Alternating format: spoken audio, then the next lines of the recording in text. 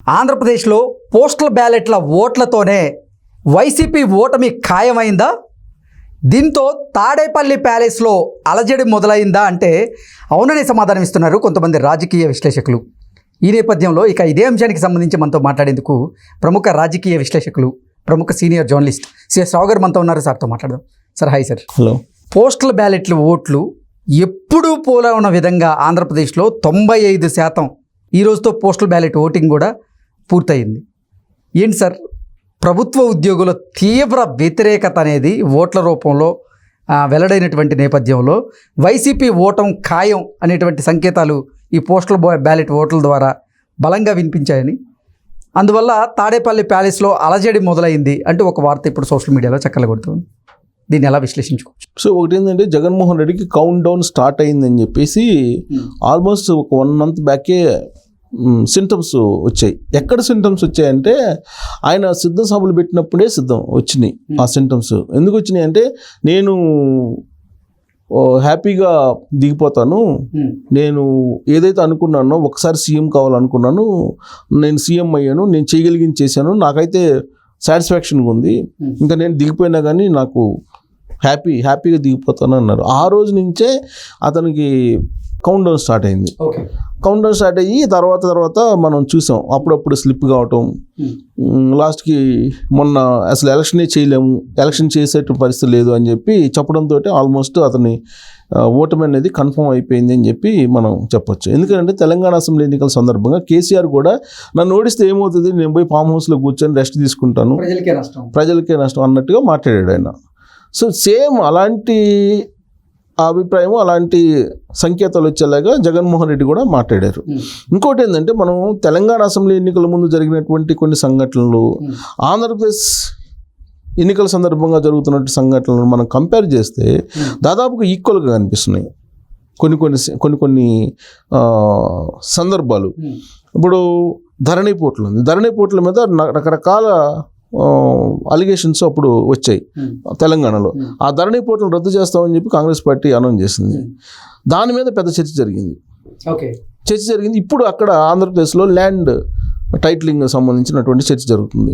అంటే ల్యాండ్ మొత్తం అయిపోద్ది. ఇక్కడ కూడా అంది. తెలంగాణ అసెంబ్లీ ఎన్నికల సందర్భంగా ఇప్పటికే 10,000 ఎకరాలు పైగా దోచుకున్నాడు కేసీఆర్. ఇంకా రాబోయేటువంటి రోజుల్లో మొత్తం కబ్జా చేసేస్తారు అని చెప్పి యాంగిల్లో ప్రచారం జరుగుతుంది. సేమ్ అంతకన్నా ఎక్కువగా అక్కడ ల్యాండ్ టైటిలింగ్ యాక్ట్కి సంబంధించి ప్రచారం జరుగుతుంది. ప్లస్ ఆయన కళ్ళ ముందు ఆయన బొమ్మలతోటి ఇవి మొత్తం పాస్బుక్లు ఇష్యూ చేస్తున్నారు. ఇక వైఎస్ఆర్ కాంగ్రెస్ పార్టీ వస్తే ఇక భూములు ఉండవు అనేది అందరికి అర్థమైపోయింది. ఆయన జగన్మోహన్ రెడ్డి ఇచ్చిన ఒక ప్రైవేట్ ఛానల్ ఇంటర్వ్యూలో కూడా ల్యాండ్ టైటిలింగ్ యాక్ట్ అనేది నేను అమలు చేస్తానని చెప్పాడు. ఆయన వెనక్కి తగ్గను, నేను అమలు చేస్తానన్నాడు. ఇక డిసైడ్ చేసుకోవాల్సింది పబ్లికే. ఓటు వేయాలా జగన్మోహన్ రెడ్డికి అవసరం లేదా అనేది పబ్లిక్ డిసైడ్ చేసుకోవాలి. అతనైతే ల్యాండ్ టైటిలింగ్ యాక్ట్ నేను అమలు చేస్తాను అంటున్నాడు. ల్యాండ్ టైటిలింగ్ యాక్ట్ అమలు చేస్తే మీ ఆస్తులు మీ దగ్గర అయితే ఉండవు, అంతవరకే కన్ఫర్మ్. ఇది నేను చెప్పడం కాదు, అడ్వకేట్స్ చెప్తున్నారు. గ్రూప్ ఆఫ్ అడ్వకేట్స్ ధర్నాలు చేసి దాంట్లో ఉన్నటువంటి క్లాజులు చెప్తున్నారు. భయంకరమైనటువంటి క్లాజుల గురించి వాళ్ళు అడ్వకేట్స్ చెప్తున్నారు. అది నేను ప్రత్యేకంగా చెప్పవసరంలే. ప్లస్ కళ్ళెదుట నీకు జగన్మోహన్ రెడ్డి బొమ్మతోటి పాస్బుక్ పుస్తకాలు కనిపిస్తున్నాయి. ఇంకా నమ్మకుండా జనం జగన్మోహన్ రెడ్డికి ఓటు వేస్తారని చెప్పి మనం అనుకోలేం ఎట్టి పరిస్థితుల్లో. సో కాబట్టి అక్కడ ఉన్నటువంటి సిచ్యువేషన్ ఆ విధంగా ఉంది. ఇక్కడ మనం ఎన్నికలప్పుడు అలాంటిదే చూసాం. ఇక తర్వాత కేసీఆర్ చేసినటువంటి వ్యాఖ్యలు చూసాం ముందే. ఇప్పుడు సేమ్ జగన్మోహన్ రెడ్డి కూడా అలాంటి వ్యాఖ్యలే చేస్తూ ఉన్నారు. కాబట్టి కంపేర్ చేసుకుంటే కనుక మనం ఏ విధంగా అయితే కేసీఆర్ అధికారాన్ని కోల్పోయారో అందుకన్నా భయంకరంగా అక్కడ జగన్మోహన్ రెడ్డి అధికారాన్ని కోల్పోయే అవకాశం ఉంది అనే విశ్లేషణ అయితే మనం చేసుకోవచ్చు.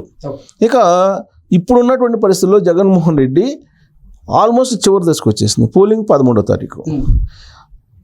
వాస్తవంగా ఆయన అనుకుంది ఏంటంటే, ఎలక్షన్ కొంచెం వెనక్కి పెడతారు, చివరి ఫేజ్లో పెడతారు అనుకున్నారు. కానీ ఆయన ముందుకు వచ్చారు. చివరి ఫేజ్లో పెడితే ఆయనకు అడ్వాంటేజ్ అయ్యింది. ఎందుకు అడ్వాంటేజ్ అయింది అనేది ఆన్ గోయింగ్ స్కీమ్లు ఉన్నాయి. ఆ స్కీమ్లకు సంబంధించి ఆయన దగ్గర డబ్బులు లేవు. అప్పులు తీసుకురావాలి. సో అప్పులు తీసుకురావాలంటే ఫైనాన్షియల్ ఇయర్ నీకు మార్చి అయిపోయిన తర్వాత ఏప్రిల్కి వచ్చేటప్పటికి ఏప్రిల్ నుంచి స్ట్రీమ్ లైన్ అవుతాయి. అవి తీరా స్ట్రీమ్ లైన్ అవుతాయి అనుకున్న టైంకి షెడ్యూల్ వచ్చేసింది. దాంతో ఇప్పుడు ఆన్గోయింగ్ స్కీమ్స్కి సంబంధించి డైరెక్ట్ బెనిఫిట్ స్కీమ్స్ ఉన్నాయి కదా, అంటే డబ్బులు వేసి డబ్బులతోటి జనం ఓట్లు కొనాలి అనుకున్నారు ఆయన. కానీ అది వర్కౌట్ కాల. ఎలక్షన్ కమిషన్ కోర్టు కూడా వాళ్ళు ఏదో పిటిషన్ వేస్తే కోర్టు కూడా రిజెక్ట్ చేసింది. అంత అర్జెంట్ ఏం లేదు, 4 రోజుల తర్వాత ఏంటి అని. ఇప్పుడు మార్చిలో బటన్ నొక్కితే ఇప్పటివరకు డబ్బులు పడకపోతే అది కేవలం ఎన్నికలను దృష్టిలో పెట్టుకుని ఉంచినట్టే కదా. సో అది ఒక డ్రాబ్యాక్. ఇక మనం గత ఎన్నికల వరకు చూస్తే కనుక ఎన్నికల సంస్కరణలో భాగంగా పోస్టల్ బ్యాలెట్లు ఎవరైతే ఉద్యోగులు విధుల్లో పాల్గొంటారో ఎన్నికల విధుల్లో వాళ్ళకి ఆ రోజు కౌంటింగ్ ముందు రోజు చేసుకునే వెసులుబాటు కూడా ఉండేది. ఓకే, ఎలక్షన్ అయిపోయిన తర్వాత మామూలుగా పబ్లిక్ అంతా అయిపోయిన తర్వాత కౌంటింగ్ ముందు రోజు కూడా వేసుకునే వెసులుబాటు ఉండేది పోస్టల్ బ్యాలెట్ ఉద్యోగులు. కానీ ఈసారి ఏం చేశారంటే అసలు మామూలు పోలింగ్ కన్నా కూడా ముందు పెట్టారు పోస్టల్ బ్యాలెట్లు. సో ఈ పోస్టల్ బ్యాలెట్లు పెట్టేటప్పటికి పోస్టల్ బ్యాలెట్లు ఓటింగ్ ఎలా జరిగింది, పోస్టల్ బ్యాలెట్లు ఓట్లు వేయటానికి ఉద్యోగులు ఏ విధంగా ముందుకు వచ్చారు అనేది మనం చూస్తే కనుక గతంలో ఎప్పుడు లేని విధంగా రికార్డు స్థాయిలో పోస్టల్ బ్యాలెట్లు ఓట్లు నమోదైనాయి.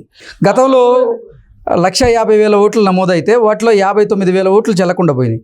కానీ ఈసారి రికార్డు స్థాయిలో 5 లక్షలకు పైగా పోస్టల్ బ్యాలెట్ ఓట్లని నమోదైనాయి. మొత్తం 6 లక్షల చిల్లర ఏదో ఉన్నట్టుంది. దాంట్లో 5 లక్షల పైగా 5,50,000 దాకా నమోదైనాయి ఓట్లు. ఈ నమోదైన ఓట్లు 95% పోలైనాయి. ఇప్పుడు కొంతమంది ఇబ్బంది పడి రాలేక 2-3 రోజులు ఇబ్బంది పడ్డారు. దానికి కూడా ఇప్పుడు ఎక్స్టెన్షన్ చేసి గురువారం రోజు కూడా పర్మిషన్ ఇచ్చింది ఎలక్షన్ కమిషన్. కాబట్టి ఆల్మోస్ట్ 90% పోస్టల్ ఓట్లు పోలైనాయి.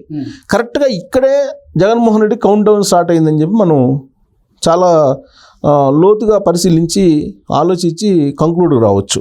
ఓకే, ఇక్కడే కౌంట్ డౌన్ స్టార్ట్ అయింది అతనికని. ఎందుకంటే ప్రభుత్వ వర్గాల్లో ఏ వర్గంలో కూడా జగన్మోహన్ రెడ్డి ప్రభుత్వం మీద సానుకూలత లేదు. అక్కడ ప్రభుత్వ ఉద్యోగుల్లో కానీ, కాంట్రాక్ట్ ఉద్యోగుల్లో కానీ, అంగన్వాడీల్లో కానీ, లేదా నీకు అవుట్ సోర్సింగ్ ఉద్యోగుల్లో కానీ ఎక్కడ పాజిటివ్ అనేది లేదు. ఒకే ఒక చోట ఆయనకు పాజిటివ్ ఏదన్నా ఉంటే కనుక ఆయన గ్రామ వార్డు సచివాలయ ఉద్యోగులకి ఎవరైతే ఉన్నారో వాళ్ళు ఒక 130,000 మంది ఉన్నారు. సో వాళ్ళు ఏదన్నా వేస్తే ఏదన్నా ఒక 50% లేదంటే 60% వేస్తారు. వాళ్ళు కూడా 100% అయితే వేయరు. ఎందుకంటే వాళ్ళకు కూడా చాలా ఉంది. ప్రొబిషనరీ పీరియడ్కు సంబంధించి కొన్ని ఇష్యూస్ ఉన్నాయి. వాళ్ళకి 2,30,000 మంది అనుకుంటా గ్రామ వార్డు సచివాలయ ఉద్యోగులు. వాళ్ళకు కూడా చాలా ఇష్యూస్ ఉన్నాయి. తర్వాత వాలంటీర్లకు సంబంధించి కూడా వాలంటీర్లు ఆల్రెడీ ఎన్నికల ప్రక్రియ నుంచి దూరంగా పడేశారు వాళ్ళని. సో వాళ్ళు వేస్తారనేది ఈయన ఉద్దేశం. దాదాపు వాళ్ళు కూడా చాలా 2.5 లక్షలు, వీళ్ళేమో 1,00,000 గ్రామ వార్డు సచివాలయం 1,00,000. సో వీళ్ళు కూడా ఇప్పుడు 10,000 చంద్రబాబు నాయుడు ప్రకటించాడు ఆందోళనము. జగన్మోహన్ రెడ్డి ఏమో 5,000 ఇస్తున్నాడు. ప్లస్ రాబోయేటువంటి రోజులు వస్తే ఆయన కంటిన్యూ చేస్తానన్నాడు. బట్ ఆయన జగన్మోహన్ రెడ్డి నమ్మకలేకపోతున్నారు వాళ్ళు కూడా వాలంటీర్లు. మళ్ళీ వాళ్ళనే కంటిన్యూ చేస్తారని నమ్మకం లేదు. క్యాబినెట్ మార్చేశాడు 2.5 సంవత్సరం అని చెప్పి. కాబట్టి ఇప్పుడు ఇదే వాలంటీర్లు కంటిన్యూ చేస్తారని నమ్మకం లేదు జగన్మోహన్ రెడ్డి. ఒకవేళ వచ్చే అవకాశం కనపట్లేదు. ఒకవేళ వచ్చినా కానీ ఇది వాలంటీర్లు కంటిన్యూ చేస్తాడని నమ్మకం లేదు.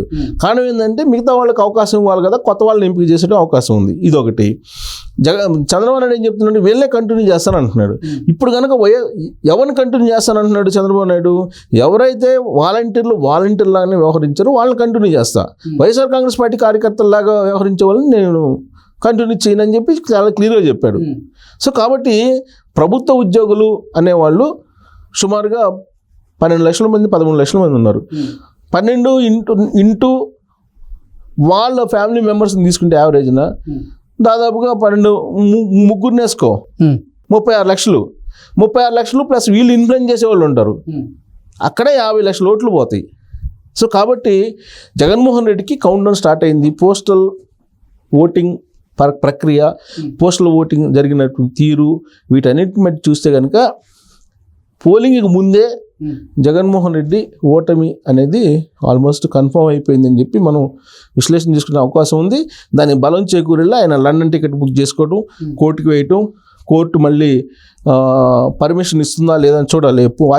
వాయిదా వేసినట్టుంది. వాళ్ళు అసలు ఫస్ట్ సిబిఐ వాళ్ళు పిటిషన్ వేయడం ఆశ్చర్యం. సిబిఐ వాళ్ళు వేశారు, ప్రైవేట్ వాళ్ళు కూడా వేశారు. ఎందుకంటే ఇప్పుడు జగన్మోహన్ రెడ్డి సీఎం మళ్ళీ కాకపోతే ఇమీడియట్గా కోర్టుకు హాజరు కావాలి.